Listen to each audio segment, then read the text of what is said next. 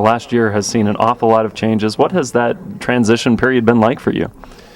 It's been surreal. I walked in this building today and almost got emotional thinking about everything that had happened. And for me personally, it's just been pretty amazing. I've grown up watching BYU football my whole life and had brothers in this program, and now I've been coached here for my 7th season as the coordinator, and it's been quite a day thinking about it, and I'm really excited about this time.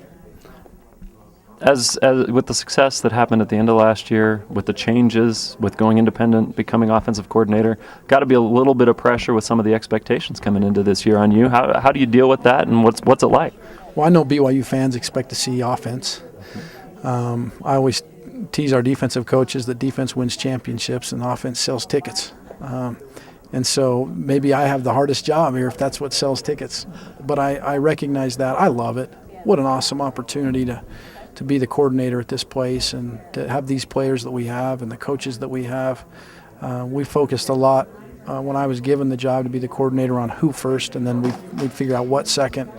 And I believe we found the right coaches to coach the positions, to surround them with. And then I think we're doing a good job in recruiting and happen to have a good talented group of kids right now to be successful. So I think everything's coming together, and now we've got to go coach. I also know that I'm a football coach. I got to go coach these kids and put a good football product out on the field, and that's certainly real to me, and I understand that.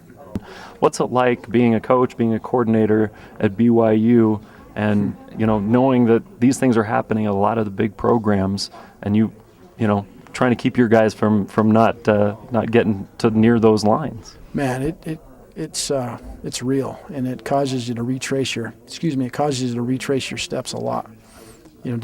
Was that phone call legal? Was that email I sent legal? Are our players receiving extra fringe benefits they shouldn't be receiving? And you start thinking about all these coaches that I have great respect for that seem to run great programs. And there's certainly a lot of things going on out there in college football that probably shouldn't be going on. But BYU is under a tight microscope, and we recognize that, and we're certainly not perfect, and I'm sure we make mistakes daily. But I'm hopeful that between the coaches and our players that we're staying very close to the rules and abiding by those, and if we're not, we're certainly trying to correct them. What's it like to be at an institution that hasn't dealt with major NCAA and violations in the past, and has that goal of not cutting the corners that might result in that? Well, this is a different place.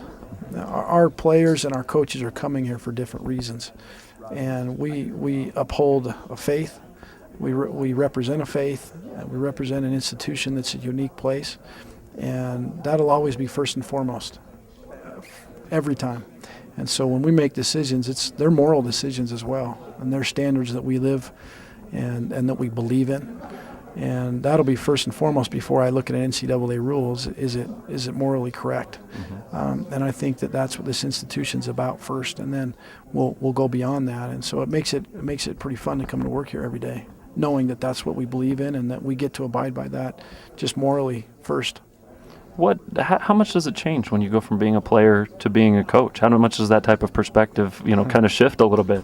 You age faster, but it's great. I love coaching. I've enjoyed teaching. I've enjoyed being around young men and teaching them to think outside the box and to try to attain things that they maybe beforehand never thought were attainable, and then work towards attaining those, and then ultimately seeing them attain them.